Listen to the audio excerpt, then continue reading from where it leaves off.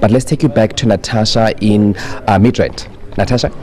Thank you so much, Dumelo. And of course, as we bring you rolling coverage, you're now joined by the EFF's Deputy President, Mr. Floyd Shivambu. Thank you so much for joining us on SABC News, Mr. Shivambu. Looking at their numbers on the board, the EFF has now got over 1.3 million votes. Are you happy with what you're seeing?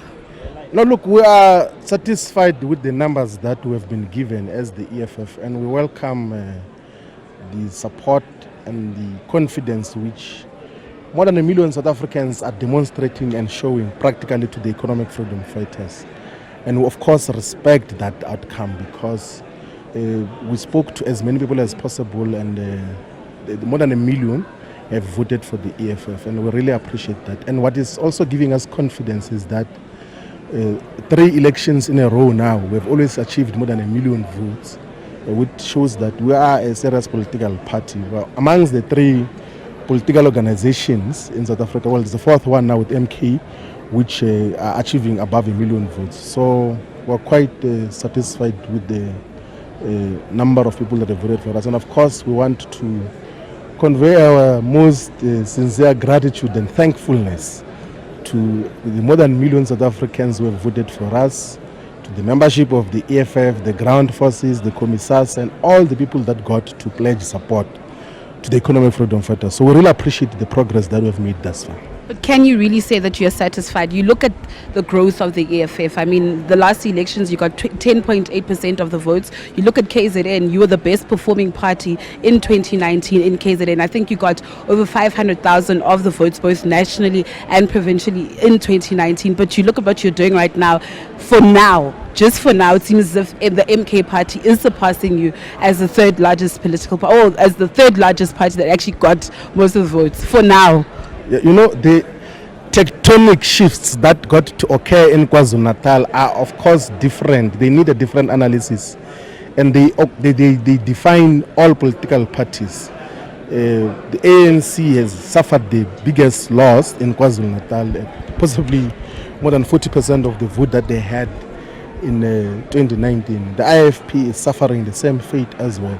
There was no way that when there are tectonic shifts politically in KwaZulu-Natal that the EFF was going to be spared from that. But what is inspiring is that despite a huge contribution from KwaZulu-Natal, which was our second biggest contributor of votes in 2019, the EFF is still comfortably above 1 million votes, which shows and demonstrates that we are not a regional political party, that even if there are shifts in one corner of South Africa, we still remain solid as an organization. That is commendable. So let's say it was just a regional political party and such shifts happen. We're going to dwindle into permanent insignificance, but we are not dwindling into permanent insignificance. Our voice matters. A government of South Africa will be constituted with our voice as to what happens. So there's no government which is going to be constituted in the province of Gauteng at national level without the voice of the economic freedom fighters. So that tells of a party which is a force to be reckoned with in South Africa's political dynamics. So we are more than happy and satisfied, and we have to respect the people of South Africa. We cannot say that because a certain number didn't vote for us, we are now disappointed. We're not disappointed. We welcome and respect what the people have said. They've sent a very clear message to the ruling party that they cannot continue to be government as a one party for more than 30 years. And that is the message, by the way, which we have been preaching as the economic freedom fighters, that we need to take the ruling party out of power, and we have successfully done so. As you go back to the drawing board as a political parties, and as you reflect, what conversations will you have as the EFF as to what could have you done better as a party? You know, one of the things which you must appreciate is that to build a national organization that has got solid footprint in all corners of South Africa needs time, and we have been doing that. That is why we are gaining expression and representation everywhere. That is why even when there are shifts in certain corners of South Africa, we are not affected everywhere else. So we are doing well. We are so far so good. The organization is growing in a proportionately balanced way and in all corners of South Africa. So you see, we've got rising votes in the Northern Cape, we've got rising votes in the Eastern Cape, in the Northwest. We are gaining more or less our stability in Mpumalanga and Gauteng as well were a serious factor in terms of the dynamics. So we are an organization that is there. There is nothing that we are fundamentally doing wrong as the EFF. We are building a movement for the future, and we're happy that even young people are demonstrating the confidence in the economic freedom fighters, because if you were to check the results of VDs where universities and universities of technologies are, you'll realize that the EFF has won almost all those voting districts and stations, if not wards, in certain instances. So this tells of an organization that is here to stay because it is supported, it is anchored by young people. A bigger number of first-time voters got to vote for the economic freedom fighters because they know that this is a movement that represents their future. So we're more than happy that young people are supporting the economic freedom fighters, because they are saying to us that you are the organization of the future. Go and play a role now in government so that when we later on take over, a total outright takeover as the EFF, you already have learned the ropes as to what must happen. So that is what we're going to do exactly on behalf of young people of South Africa.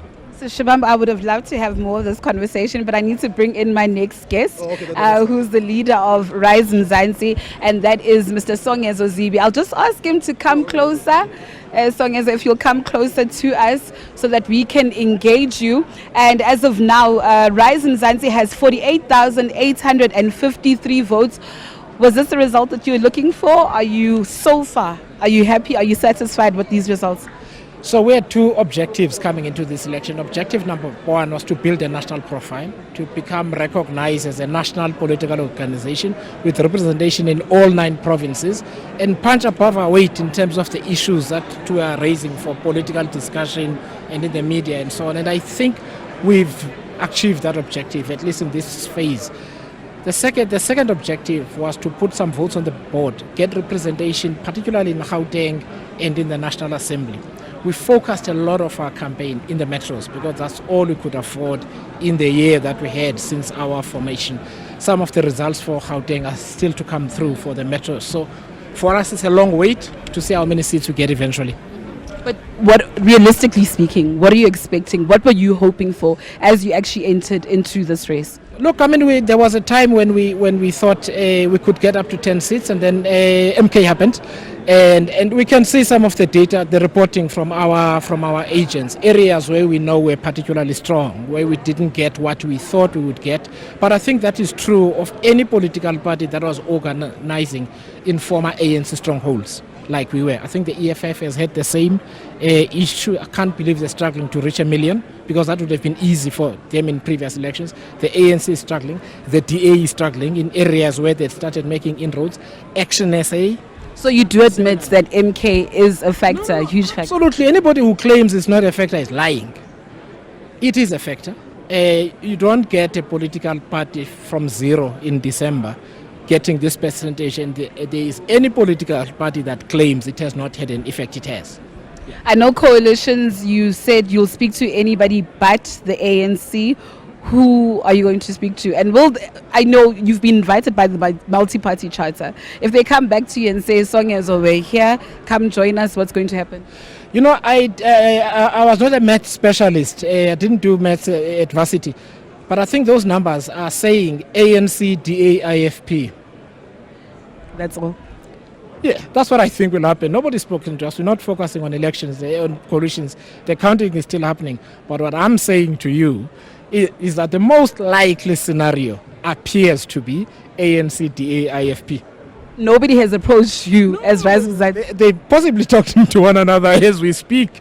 Right? No, nobody. So the MPC is going to sit tomorrow, but who has approached Rising Mzansi? Nobody has, and we took a very conscious decision to get a mandate first. And then we talk to people. We haven't spoken to anybody, honestly. And we don't think it's appropriate for us to get into that kind of conversation right now. No, at this point, no, it's not. I mean, Parliament is really important, and I know people obsess about government and being ministers and doing things in ministries. That's really important. What South Africans need to understand is that the government is the executive and Parliament. Oversight is important, accountability is important, legislation is important.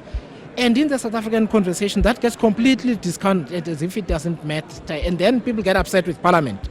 when the legislation is poor, MPs don't take their work seriously or don't appear to know what they're doing. For us, Parliament and legislatures are the primary responsibility voters give us to do. If you are fortunate enough as a new organization to be involved in coalition conversations, you conduct yourself with seriousness, but it is very important for South Africans to understand that representation of the electorate in Parliament, to bring the executive to account, government officials to account, SOCs to account, has been lacking over the last 15 years. It has not been done, and we'd love to do it. Mr. Zibi, thank you so much for your time. Fundo, you've heard it there from Mr. Songezo Zibi, the leader of Rise Mzansi.